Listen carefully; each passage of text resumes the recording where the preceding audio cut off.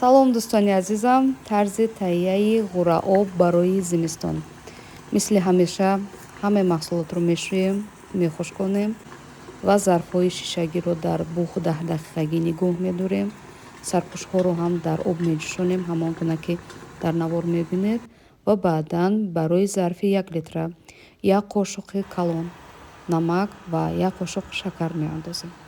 Вале дар он ҳолат маззаи ғураоби мо туршу ширин меояд. Агар хоҳед танҳо намак меандозед. Барои 1 литр ин ҳам вобаста ба хоҳиши худатон аз 1 то 2 қошуқ намак меандозанд.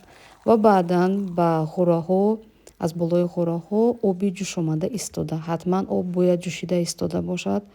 Обро мерезем, сарпӯшҳоро маҳкам мекунем ва баъдан ва бубинед аллакай ранги онҳо тағйир карда истодааст.